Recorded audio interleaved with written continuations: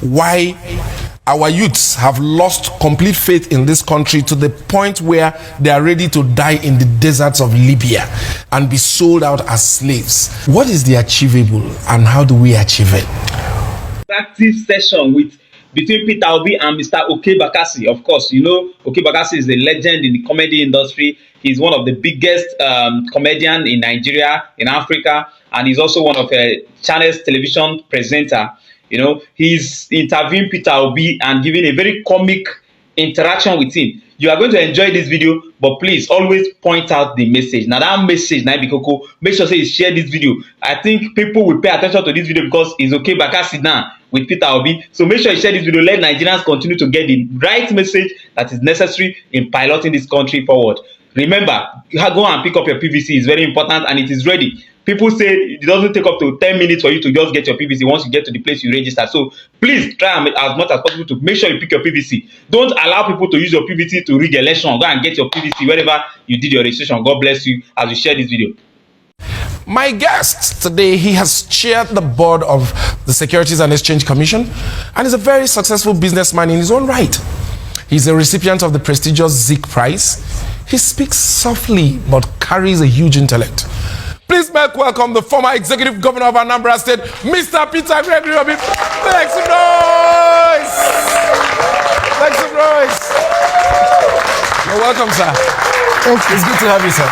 Thank you. You're welcome. You're welcome. Yeah. It's nice to have you on the show, sir. Thank you. You're a very soft-spoken man, and sometimes I wonder personally, do you ever get angry? And if you do you yell? I mean, like some of us will get angry and we lose it. Well, okay, there's not much to be angry about because when you get angry, most times you find out that you hurt yourself more. Yeah. But if you take it easy and be able to advise, because especially in our own dear country, if you get angry, you must be angry every minute of the day. You're very. I want to totally agree with you on that one, sir. Sir, you once said that Nigerians tend to go for the exotic rather than the achievable. What is the achievable, and how do we achieve it?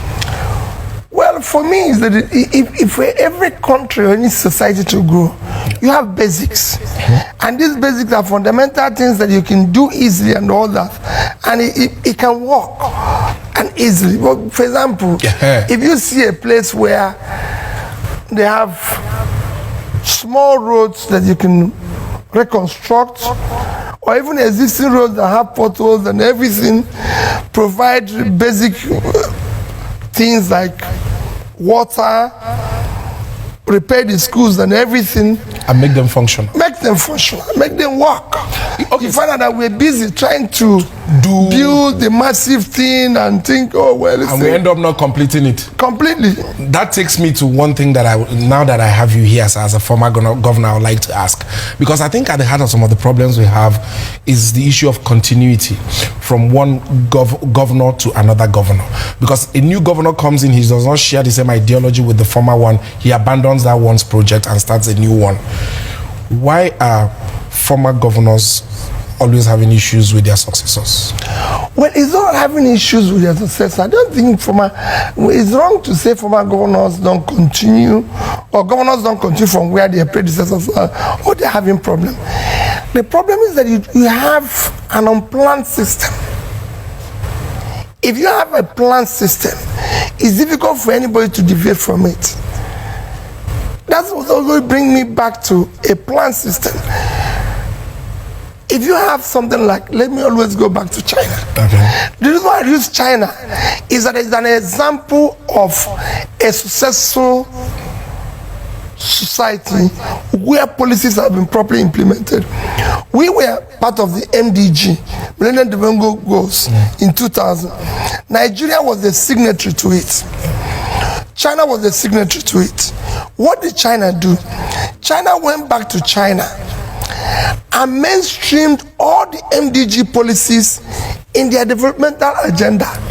From the national government to regional government, and Nigeria went to local government. So it is all inclusive. And they made it in such a way that every Chinese knew what it is all about.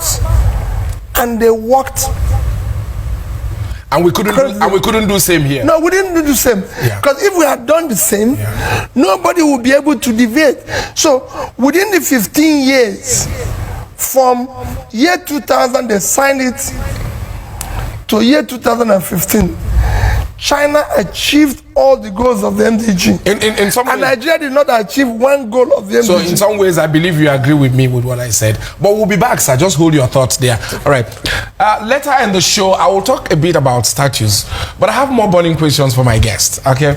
The conversation with the wonderful governor, Peter Obi, continues when the other news returns in just a moment.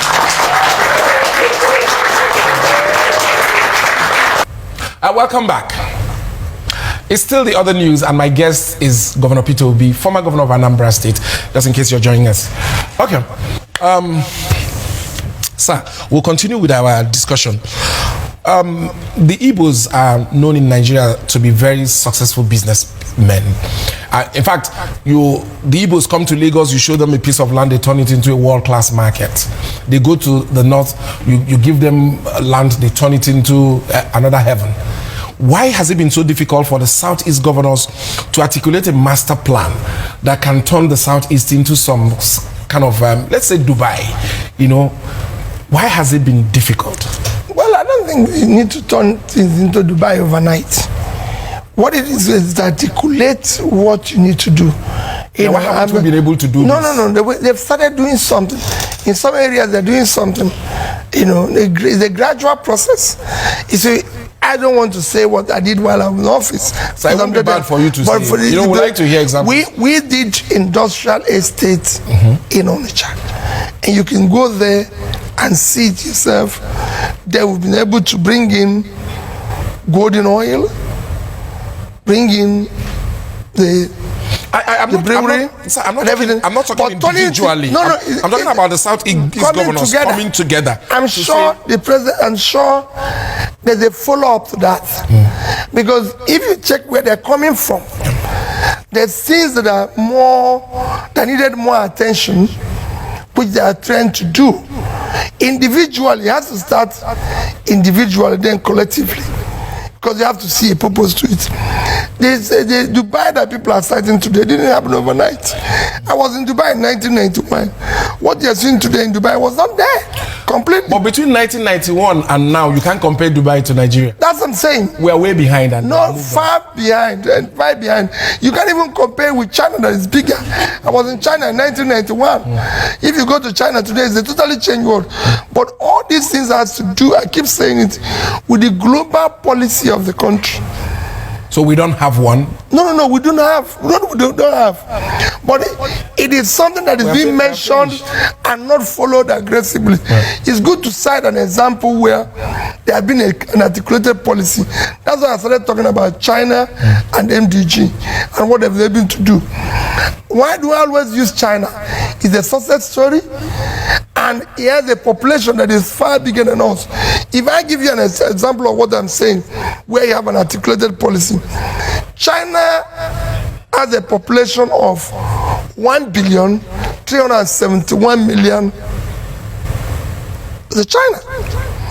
China is you can say is the most successful economy among the BRICS countries, which is. Why so? Why so, sir? That's what I'm coming to. You see, what China has done is that the leadership was focused on building an economy. Okay. And because of that, like I said, today in China, the most critical component of development is around micro, small, medium enterprise. What is our own government focused on building? In China, no, it's good to give you an example of what China has been able to achieve. I don't want it to be about China, because we use it as reference, then we come back to our reality. Yes. Now, you've talked about what China is. If you see what they are achieving. What about our own people? If you see what they are achieving. Yes. And you know the reason why it is pertinent that we do the same thing. Yeah. They have produced a conducive environment to enable this micro, small and medium businesses to thrive. So in contrast here, The consequence is that today in China, this sector that I'm talking it's growing, is contributes 60% of their GDP. So what are we doing here? What are we doing right, or what are we doing wrong here? So many things. Okay. We're not focused on providing enabling environment for this sector to thrive. In fact, small businesses here probably suffer more than big businesses. True. If you go out today and start your small business, I can assure you. I have started and it has suffered. Thank you. Yes. The local government, everybody will squeeze life out of you. Yes. Unlike in China, where you're encouraged. So, sir, let me quickly ask: is that now the reason why our youths have lost complete faith in this country to the point where they are ready to die in the deserts of Libya and be sold out as slaves rather than stay in this country? But that is a very sad story. It is. What government does to people is to give them hope. The leadership and government of Nigeria, they've just taken hope and kept it for themselves. There's a sense of hopelessness. Yeah. So when people don't have hope, they have no alternative. That is and why to go to wherever. That's why we go more to church than to work. Praying that God intervenes. And I guess it's not how to build an economy. No. It's a problem. Sometimes I can't help but, much as we point fingers at the federal level, I think the state governments and the local governments have a bigger share of responsibility, which is why we are now talking about local government autonomy. Are you for local government autonomy? Not just talking about the autonomy or no autonomy. Don't say the states and local government share more responsibility. I disagree. No, I said they should take if the as federal much of government, the responsibility as the that's why people are talking about it. Because they have allocation. If the central government, who signed, like I said, you must who signed like this MDG policy, who is signatory to the Sustainable Development Policy, have mainstreamed it into our developmental agenda, it will cascade down to the states, to the local government. So everybody knows it's like a team. When you have a team playing in a field, everybody knows it's wing. And you hardly make a mistake because you could be removed for not doing the right thing. But where you have everybody playing to any side, it's like somebody who is traveling without a destination. So every road will lead you there because there's no destination. Thank you. You've spoken well, sir. Finally, sir. The Southeast have complained so much about injustice, marginalization, and I believe it because I'm from the Southeast. I know that for sure. And we are saying there's no need for us to go our separate ways as a country. We need Nigeria big and united. What is the way forward for the Southeast? Well, the complaints that you can see are genuine. Yes. Look at the recent appointment of judges to the Federal High Court. It's very simple. The complaints are very genuine. We have federal character. We have everything. All we're saying is that let there be an inclusive position for everybody. Let's create an enabling environment where people's talent and hard work can match up the opportunity. Just like you said, we're entrepreneurial. If I'm an entrepreneur and I create business, that's it. Nobody knows where anybody's coming from in America. The man who started Facebook, or who started Microsoft, or who started Apple, they're all in the same country. Nobody knows where they come from because their talents, their ingenuity, their hard work is matching up the opportunity. Thank you very much. Most oftentimes they've accused the Igbo people, of not producing their best. And we've always asked them for an opportunity to let us produce president. Okay, what is the next plan for P2B? Well, for me, I'm not part of that. What I want is let's have a society. If we give you the presidency, no. Let's have they say give us somebody from the Southeast. No. When that time comes, it's not on the offering now. when it comes, what is important is that we build a better country, a country that can provide opportunity for the young ones who are now in their productive age doing nothing and are living in a sense of hopelessness, when there's a whole room that we can create opportunities for them. Yeah. So I like you. You're a very good man, but I must drop this one before you leave. They say it, and I'm sure most people are afraid to say it to your face, but I'll ask. That's what I do.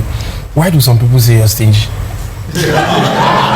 Well, it all depends on what you're stingy Perception, about. right? Yeah. No. It's not a question of perception.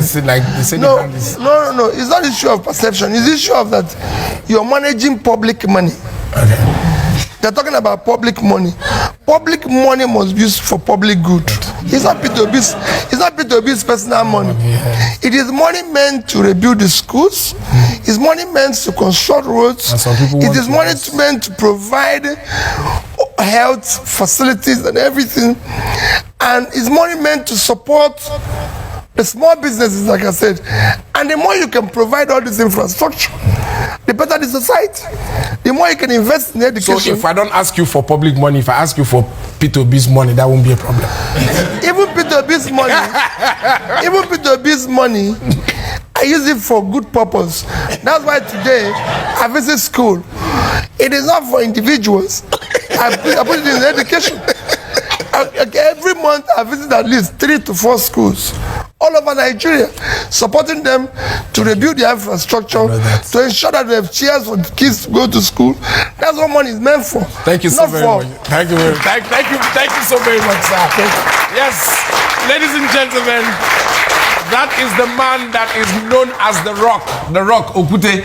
Thank you very much. It's an honor having you in the studio. We've been looking forward to having him for like forever, and we are glad we had a very interesting moment with him today. Yeah. And I want to remind us, please, if you have not picked your PVC, I beg you in the name of God, I beg you in the name of Almighty God, please try and go and pick your PVC. Don't allow them to dump your PVC in sock away. Don't allow them to use your PVC to give a cow to use it and cast boat. Don't allow them to carry your PVC and go and throw inside gutter. Don't allow them to give your PVC to an unknown person. They could even use it to commit crime in your name, that kind of thing. So make sure you pick your PVC. It is your property and it should be in your custody. Go to your centers where you registered and pick it up. I beg you in the name of God, for those that have traveled, once you come back to Lagos or once you come back to the various cities you traveled from, Port Harcourt, any city that you traveled from, once you return back, make sure you pick it up. And for those that are registered in their villages, now that you've traveled is an opportunity. Don't be in a haste to return. Make sure you spare that one day, just a day, to go and pick your PVC. Remember, without that PVC, our voice will not be heard. All these things we're doing will be in vain. Everything we are doing is built upon that PVC. So hold it properly and make sure you secure it until the day of the election. God bless you all as you share this video.